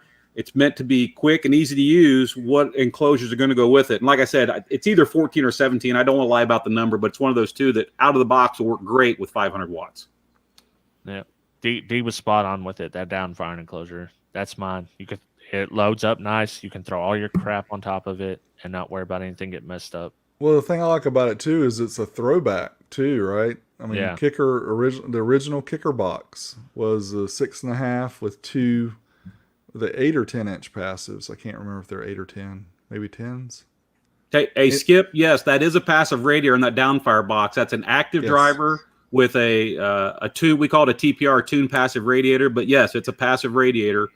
And everyone asks, Kicker kind of made passive radiators the thing back in the early 80s because the high performance boxes that they came out with all use passive radiators. And then technology moves on. People want to see something different, ported enclosures, bigger woofers, things like that. But the truth of the matter is, when it comes to tuning a small box, a passive radiator is the easiest and no noise way to tune a small enclosure to get down into your lower frequencies. You look at the size of that box, and let's just say you pulled and you wanted to tune that box to 34 to 38 hertz with a port, a conventional port. The port won't fit in the box. But with a weighted and tuned passive radiator, you can tune down to that same frequency and get that extra output like you would get with a port, but you're getting it with a tuned passive radiator. So a lot of people have, kind of come back and said, hey, you're bringing it back. And the truth of the matter is we're bringing back the passive radiator because in certain applications, it makes a lot of sense. And there was so much interest in it that we actually introduced at CES. You can buy the passive radiator separately. So if you're going to build your own enclosure and want to do your own tuning, you can. And it you has guys its kind of place. started in car audio. Yes, exactly. Yeah. It's if you're building a great big box and you got the volume and you can throw the big port in there, I probably wouldn't lean to telling you to use a passive radiator because you're kind of defeating the purpose of it. But if you're building a really small box with not a lot of air volume, a passive radiator is definitely your friend. And these downfiring enclosures sound fantastic. So I'd recommend any of them. If you're looking at 300 to 500 watts of power, you're looking for just good sounding bass for you and your car. I often use the phrase, you're not trying to entertain the neighborhood, you're trying to entertain yourself. That'll work great. All right, D, tough question. Oh yeah. So, in light of the way Kicker normally does things about when they release products, they usually do it at, SEMA, CES. The SEMA CES thing with COVID and with all this stuff that's going on. Where are you leading me, Big D? Where are you taking me? Where's this ride going? Are we gonna have to? Are we gonna have to wait? Or are you guys gonna throw some stuff out? Or are you? What's going on? I mean, we don't have these shows this year, so what's up? All right. You don't have to tell me when. Just have to, what's the plan if you can't do those two shows, right? That you have to wait until CES before. I've heard that so many times. What if there's no CES, Kip? There isn't any CES. It's canceled. Right. So what's the backup plan? And there's no SEMA. That's canceled. Right. So here's what I'm going to say. I'm not going to tell you what we're doing yet. But when we're done with this show, you and Robert and I are going to have a discussion that's offline, and then we're going to come back and talk about it next week. Oh. Oh wow. So I'm putting you on the hook right now. We're going to do another show next Wednesday. Wow. Oh man. Next Wednesday. Oh. Look at that. How do y'all like that? Aren't you glad you stuck around? Aren't you glad D asked the difficult questions? You should have got your Dick Riculus hat on, the reporter style. Should have, and got my little microphone with a little square thing around it that said WBIGD TV. By the way, I bought that domain. If you go to WBIGDTV.com, it takes you to Williston Audio on YouTube. That's awesome. Yeah. Isn't that telling you, man. That's cool. I don't know how many domains. I own so much land of domains. It's just no telling. Yeah. I mean, bought You're a a bunch domain hoarder, digital hoarder. That's right. I do got a hover.com. Sorry. From, Skip here. Seriously, we are in the process of coming up with a solution to exactly what you're asking me. And I want to talk to you about it offline, and then we'll take it public next week here on your show if you're up for that. Cool. Yeah, man. I got a good question. I like what I'm hearing. Go ahead, hit your question. I'll stop sharing. I might even be able to answer this. Kicker, full bridge anti-tunes. They're already full bridge design. Don't you already built full bridge? Yeah. Then they've been doing it for a long time. What's funny about that is I've been in some forums and some video stuff where people talk about half bridge versus full bridge, and there seems to be this perception that full bridge has problems or this, that, and the other. And I laugh because we've been making full bridge amplifiers forever. Yeah. We can rephrase that. Brazilian. It has problems if they don't. Big D's cutting out now. The Matrix has glitched. He's frozen Everybody in up. his neighborhood came home and turned on TV. I don't know what's going on. The kids are on LimeWire. Are they downloading illegal movies over there, D? Oh, he's froze, man. He's gone. He might have to leave and come back in. Wow. I'm glad it's not me. Yeah. It's usually me. You had the little glitch going on the whole time. I don't know the kids pulled the plug on them. Maybe. Yeah. I think the difference is people because Mats makes full bridge amps. There's quite a few companies that make them, but the difference is a Brazilian amp is a full bridge amp, but they do something different. They use the least amount of parts they can and the least amount of space that they can, and it's They very, do. very hot. It's hot. The thing I'll say is, it's really two different discussions. Brazilian amps are a full bridge design, but that is not the first time that full bridge amplifiers have been used in car audio. Yeah. It is a unique design that they use. I don't want to disparage any brand. That's not what I'm here about. But some things that you can run into with that type of design that they use is it's not really good for full bandwidth response. So a lot of the full range amps that they put out underneath that flag, they're pretty brazen that they say they run up to 15K. They're certainly not what you'd call sound quality amp. They don't run out to 20, and 15's even pushing it. I'd say realistically it's 10 to 12K at best as far as full range response. Signal noise ratio on them tends to be pretty bad. Yeah. A lot of them don't have a true preamp. We always talk about a gain control is not a volume knob. There are some of those inexpensive Brazilian designs that it is really a volume knob because it has no preamp. Yeah.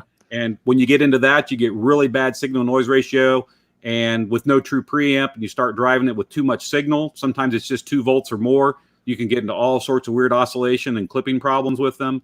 So I'm not knocking any particular brand, and I'm certainly not knocking full bridge because there's nothing wrong with full bridge or half bridge. It's just a different way to design an amplifier. I think where people ask that question is they associate full bridge with these really high output Brazilian style amplifiers. Yeah. You're talking 3,000 watts or more of power. So we make full bridge amps. Our biggest full bridge amp that we make is 2,400 watts. Yep. Yeah, and it's people just equate it with the cheaper Brazilian stuff, and that's not what it is. They make high end Brazilian stuff as well, but yes, they think the Teramps HD 3000, those amps like that, and that's not what it is because they do make. Matter of fact, we had Sam from Bearvids on, and he talked about full bridge is the future of amplifier design for everything. I am kind of flickering over here. Yeah, it's not super bad. I hope no one murdered D. I hope that did not happen. Honestly, I'm watching the comments of they stream by trying to get. I'm not going to call out any brand, but I will talk about technology, and I will talk about there are certain shortcomings in certain designs. But I'm not going to call out a brand. I'm not here for that. I'm not. No. And RVH, actually, I will say that Tramps is pretty decent on not catching on fire. Timpano, on the other hand, I think D showed you that does catch on fire. He caught on 2 separate amps on fire twice. So, that Timpano you talk about, Big D reached out to me after he got the first one in for testing, and it was sent to him for testing, and it flamed out. And he got a hold of me, and we talked a little bit about it. And then he purchased another one with his own money. Yeah. And it ran through the same test, and it did the exact same thing. So obviously, that's either a design flaw or an amplifier being stressed way beyond its capabilities that's rated. But I can tell you, trust me, I know. I've seen a kicker amp go flame out and catch on fire. When that happens, man, we freak out because we do so much testing and things on our side because we can't and don't want that to ever be a reality. It's why our protection circuits, we really hone it down that we don't want that ever to happen. I won't say it never happens because that would be a lie, but it's a very, very, very, very small percentage. And a lot of times it's associated with really poor installation. Yeah. Yeah. D, I just got the text. He's rebooting his modem now. So he will be back online shortly. But yeah, the flame, I mean, people don't know this about Derek, but if he sent a product and it does terribly, he doesn't actually do the video on that product. He buys that product again with his own money, and then he does the review on the product. Yeah, and that's what he told me about that he experienced with that Timpano. Yeah, yeah. I mean, he does a lot of things like that people don't see that I know because I talk to him just about every day. So, It's a lot of people, it's kind of interesting. You talk about, full bridge and Brazilian have kind of been married together, and people think that that's the same thing. It's not. It's just that's their take on designing a full bridge amplifier that they do down there. The other thing is Class D. First off, a lot of people want to call Class D digital. Class D is not digital at all.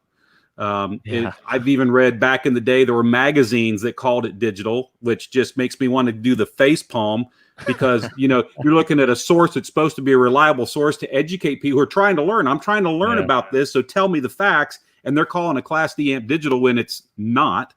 Yeah. But Class D is just a circuitry design that was back in, I think, 1956 is when it was created. And classes, audio engineers, they say Class A, Class AB, Class C, Class D. I mean, there's Class T, Class H, Class G. There's all these different classes of designs of amplifiers.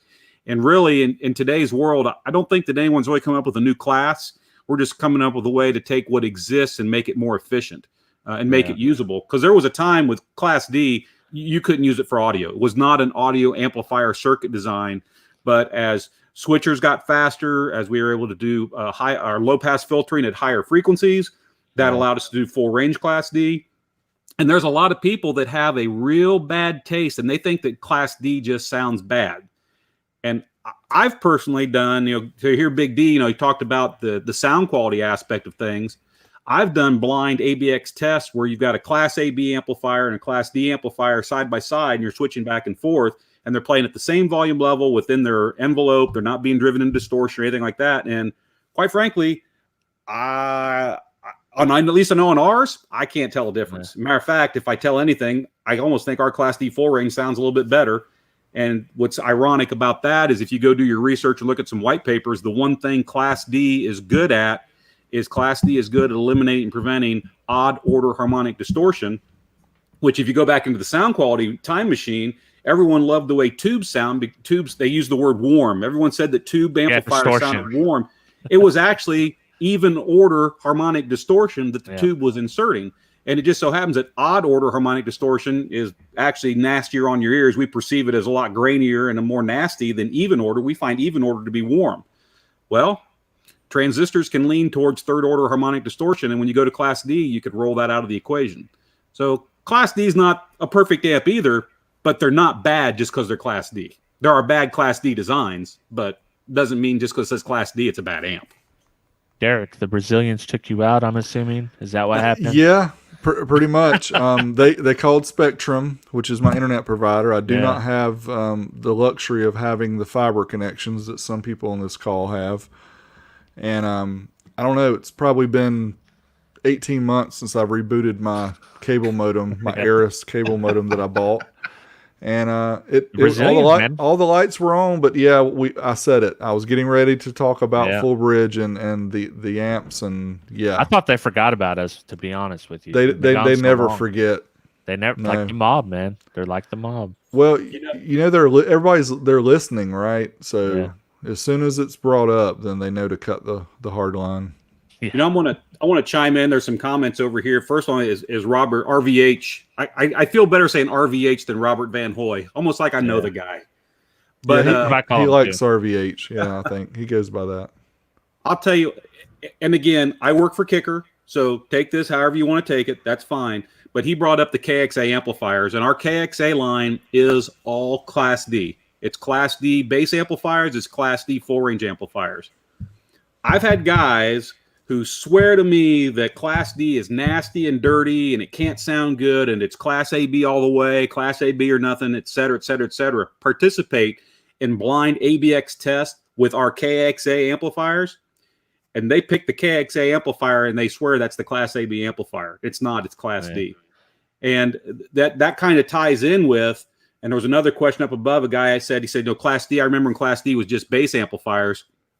The reason that is when Class D was first brought over and used on the car audio side, you couldn't play up to a high enough frequency with the switchers and then roll off the noise, because there is noise in Class D. All Class D amplifiers have noise, and you got to filter it out at the finals on the output stage of the amplifier. All of them, including ours.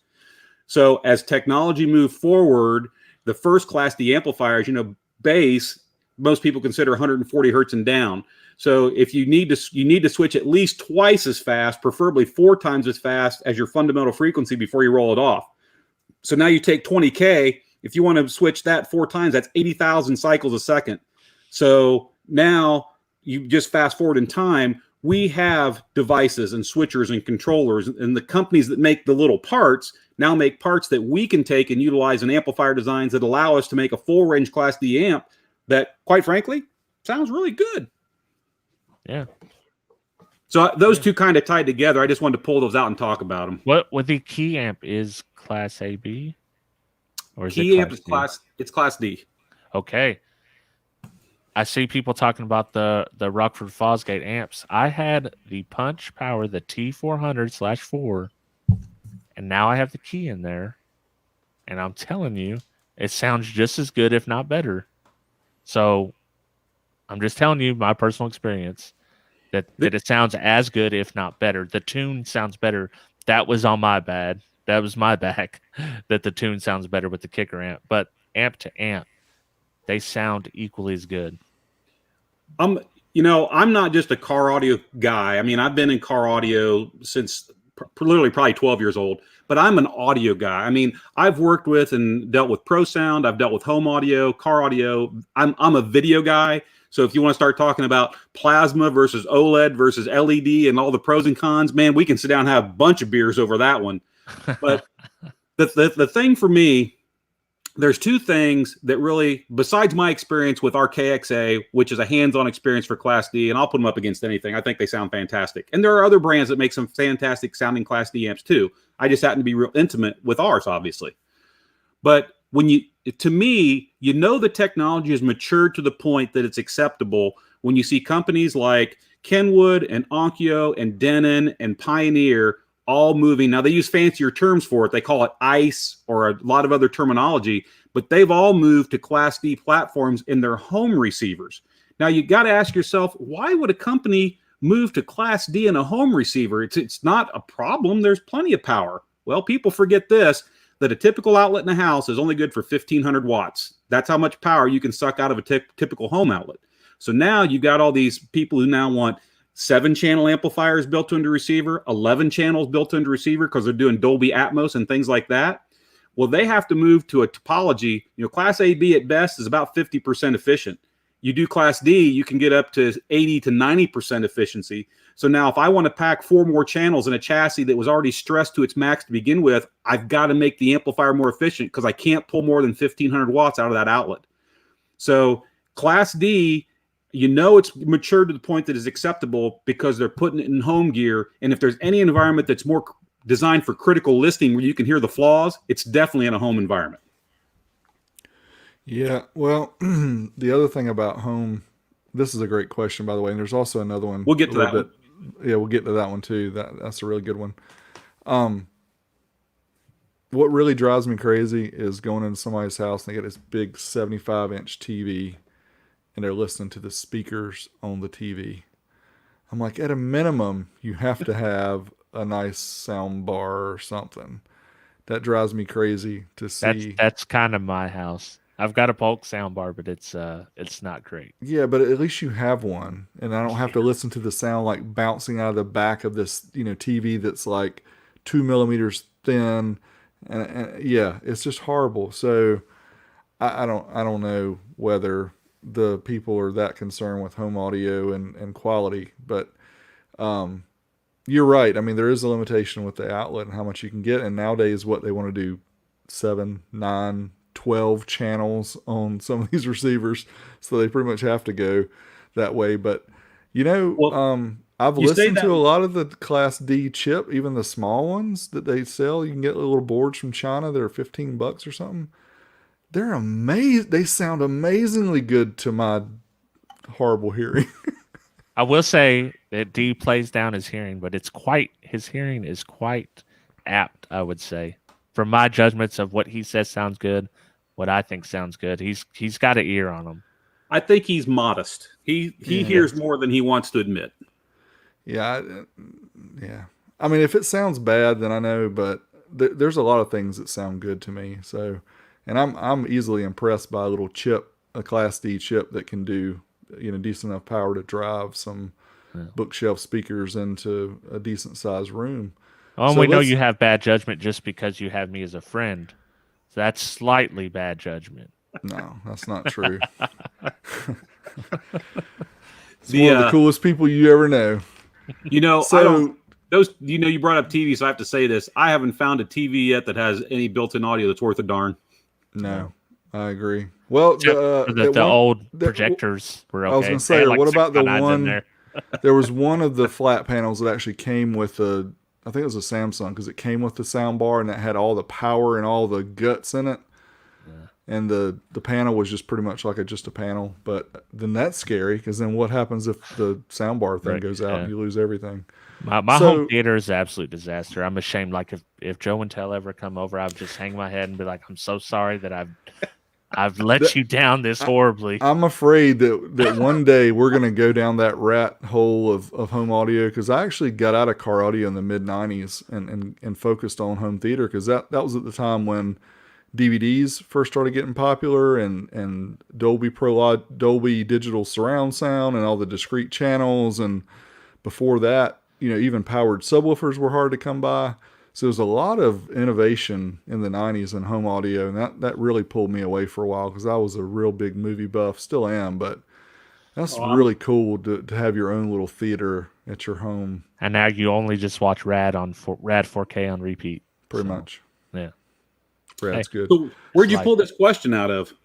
One of the comments. So why come Kicker don't make competition grade amps anymore like the Warhorse for customers? So before you give the official answer, I want to give the Big D version of why I think this is the case. I'm gonna let Rob give his quick response as to why he thinks it, and then Kip, you can tell us why come they don't. But my thought is, people see companies like Scar Audio, Sundown Audio, Incriminator, some of these other companies that have gotten popular over the past few years. And they're big on the SPL scene, but they're not what I would say the brand that everybody knows. I mean, they're a brand that the enthusiasts know, that the bass heads, quote unquote, know. But when you're having conversations with your dad or your uncle or somebody who's known stereos for a while, they don't know the brand. So Kicker, they have a much broader audience that they that purchases their products. So they don't really go one extreme or the other from what I can see with their product line. So they don't have anything that's way up here. They don't have anything that's way down here. They have kind of a mid into a middle high line and maybe a mid low line. So it's a tighter market from what I see in the products that they offer, but they, I think they sell well, so they know based on the almost 50 years of experience, what people want, and they can modify their market based on that. So that's my guess as to what the reason why those, because the Warhorse amp, I mean, they were $10,000, I think, when they were new, right? So I mean, they were really difficult to come by, super expensive. You're not going to sell a bunch of those. It is kind of a showpiece product, kind of like the Quad Box, even though the Quad Box is actually attainable, where the Warhorse at the time was really not. But I don't know, Rob, what do you think? And then we're going to let Kip tell us what the real deal is. So my take on it is very similar to yours, but I'm going to put it in gaming, in the frame of gaming. So back in the day, the Nintendo, they had the 64, or at this time they had the GameCube, and then Xbox came out, and then PlayStation 3 came out, the 360, and everyone thought the Nintendo's dead. PlayStation and Xbox, they got the hardcore gamers. They've got the entire market. Well, Nintendo had what they called the blue ocean strategy, meaning there's a big blue ocean of people that do not play games typically, and those are the customers they wanted to go after. And the Wii is still to this day the best-selling console of all times because they got people's grandmas in there. They got people's parents playing Wii. And I think that's kind of the Kicker strategy, because they could go after the smaller market, the Sundown guys and all them, or they could go after everybody. because if you want to be the number one, the number two, and number three car audio company in the world, serving a niche is not going to help you as much as serving the wider audience. All right, Kip. Well, you both have very well put together responses to said question. And there's probably a little truth in both your responses from the inside of our walls. The Warhorse amplifier was, I don't want to say it was a poor seller. I mean, we sold all of them we basically made. There's still a few hanging around. You guys have seen them. There's some hanging around the facility, but it was a unique amplifier. That amplifier was, the transformers are in there, and I can't remember the exact word for it. I wish I had it. It's not in my head right now, but it was a very specialized transformer we had to wind for that. And they were expensive. They were really expensive. But it allowed that amplifier to literally approach about 98% efficiency. It was an extremely efficient amplifier. But to make that amplifier do what it did, it had two outputs, but it wasn't two outputs like people think today. Output one was only the positive swing. That's it. And everyone here can think about it. If you look at a waveform, you've got your zero crossover line, and a waveform goes above it, and then it comes back through zero, and it goes below it, and that's your negative swing, and comes back up. And if you can literally think about that, your subwoofer's sitting at rest, and when you play a signal or a sine wave through it, the positive swing pushes the woofer out, and then it swings back to zero. And then when you reach a zero, the woofer has to go backwards the same distance. So it goes back. That's your negative swing, and then it comes back to zero. So in a conventional amplifier, you have an output that drives it through that entire range. Now, whether this be a deep discussion we could get into, whether it's Class A or AB or G or D or whatever, how it happens, it's different. But the premise is the same. One output section runs that whole positive and negative swing. The Warhorse was unique in the fact that there was output one, and all it did was the positive swing. So if you were to look at output one on an O-scope, it would look like a rabbit hopping just off the ground, because it would go hop, and then there would be a flat line and it'd go hop, and then it'd be a flat line and it'd go hop. And that flat line that you see, if you look at output two, it's doing the exact opposite, where it's flat line, hop down, come back up. Flat line, hop down, come back up. So to get the full waveform from zero to swing up, come back to zero, swing down, and come up on a Warhorse amplifier, you had to use dual voice coil subwoofers, and output one drove coil one, and output two drove coil two. So as the woofer is being used, coil one makes the woofer go out and come back to rest, and coil two makes the woofer go down and come back to rest. Now, I know that sounds like a lot to get out there, but I need people to understand it's one of, and still by today's standards, the most unique designed amplifiers that exists out there. But along with uniqueness comes confusion. And our own tech guys who were building vehicles using the Warhorse amplifier, they were down there putting together a vehicle, and they were complaining about, didn't seem to have a lot of output, and it wasn't doing this, it wasn't doing, and I just happened to be walking by at the time. And I look in the van, and I'm watching, and I go, you're only getting a positive pulse out of that amplifier. Did you guys wire it up, coils one to side one and coils two to side two? And they said, well, that's not how that amplifier works. And I said, yes, that's how that amplifier works. And so even our own guys who are pretty educated in this out of the gate got it wrong. And you can imagine the number of people out in the field who got it wrong, especially when you start looking at trying to run 4 or 8 subwoofers, and all coil ones have to be series and parallel to reach a certain impedance, and that goes on output one, and all coil twos have to be doing the same thing. So from an installation standpoint and a support standpoint, it was a nightmare amplifier. Was it cool? Was it efficient? Was it ahead of its time and still is? Yes, but people could not understand how to use it properly. So that was its own pros and cons in a nutshell. But the reality is what happened, the Solo X and the Warhorse amplifiers lived in that era. I think a lot of people here can appreciate about 2008, there was this thing called the economy that ran away and hid for a few years. And we as a company, people who are attending shows, it went into the toilet. There was no one going to shows. And it's just the truth. Any company that does marketing, which we all have to do, you put your marketing dollars where you can find consumers or customers. And when there's no one going to shows, you quit putting your money there.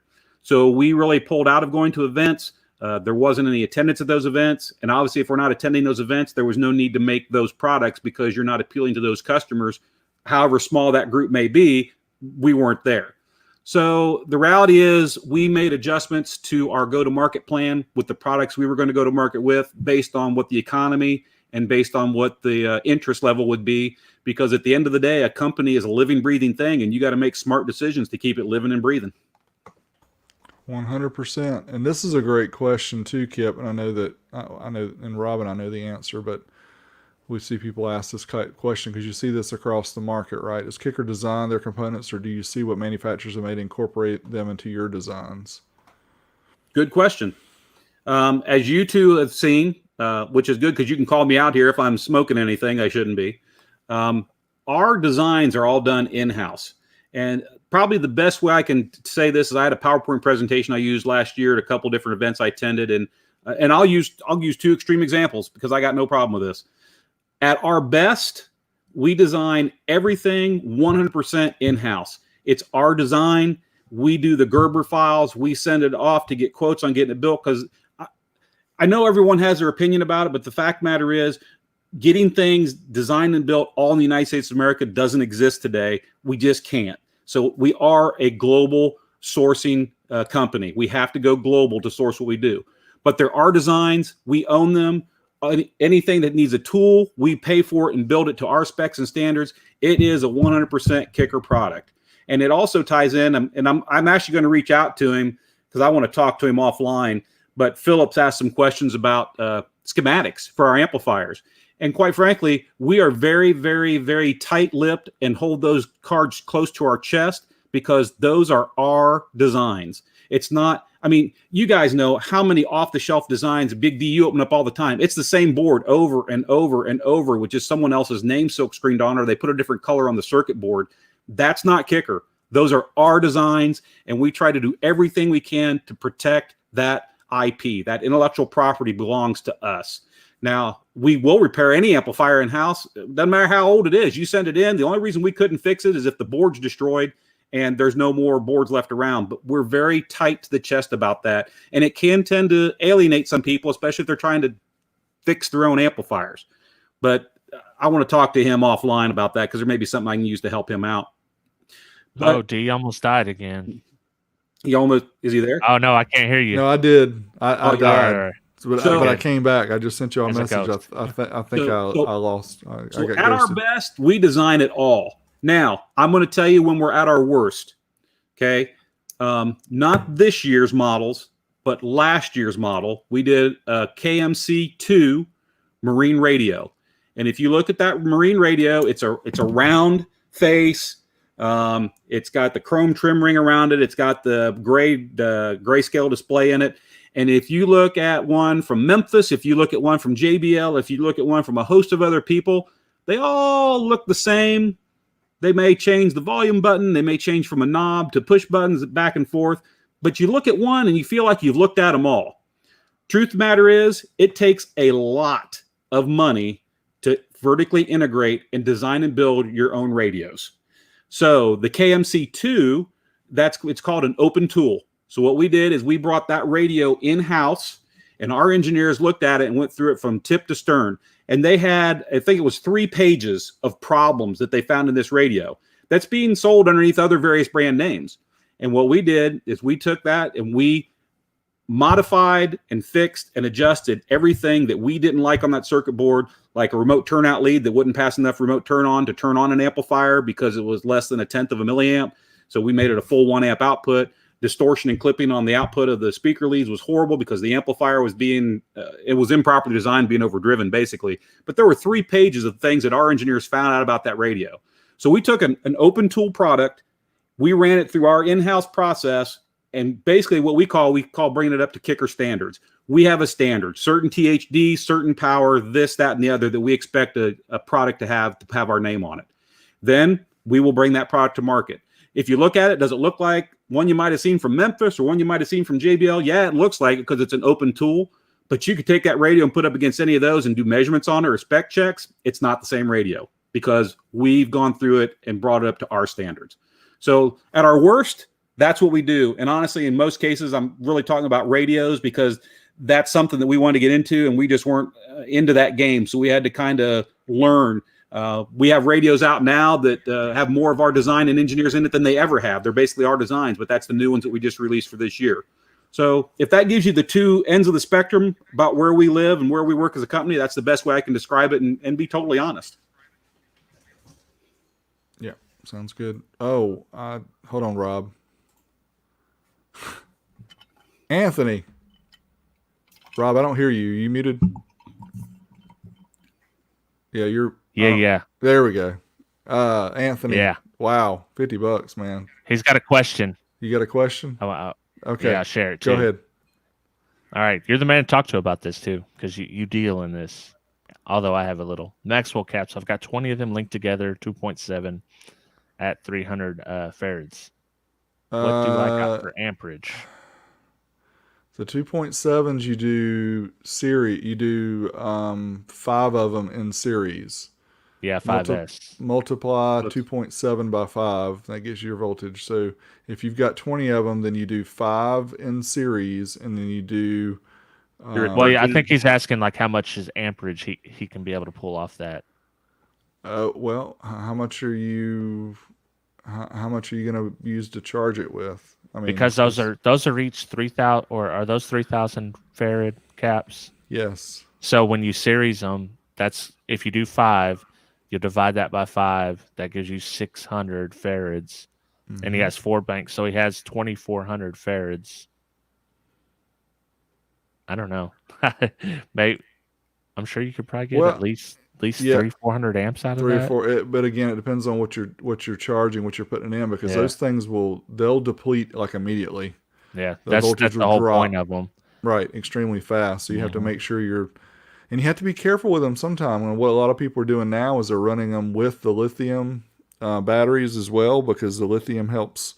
The lithium will drop, but it helps hold the voltage up more, because the caps can kill your batteries if you're not careful, because kill your alternator because they're going to surge really quick and they're going to suck all that juice right back to them. And you're going to have problems. Run them with batteries, even if they're AGM batteries.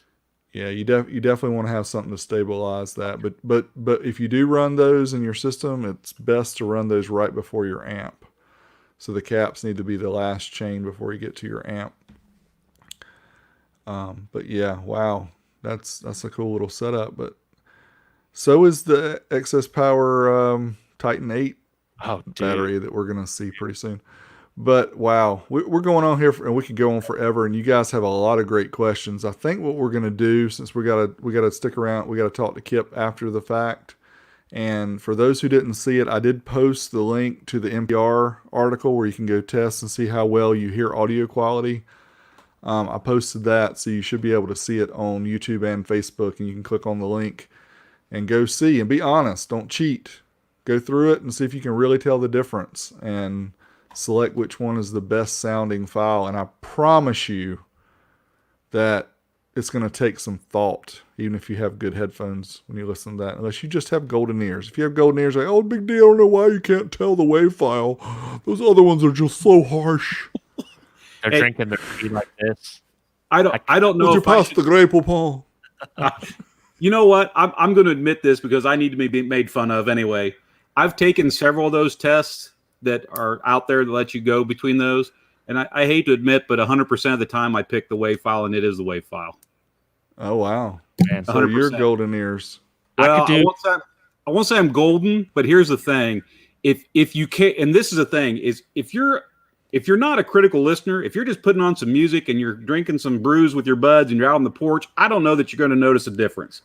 But if you're sitting down with really good gear and you're tuned in to the subtle differences like cymbals not being slurred together and sibilants running together, or bass. I mean, a lot of people think bass is just boom, boom, boom, boom, but bass has a rhythm and a line to it, and the different instruments, and they're layered in there.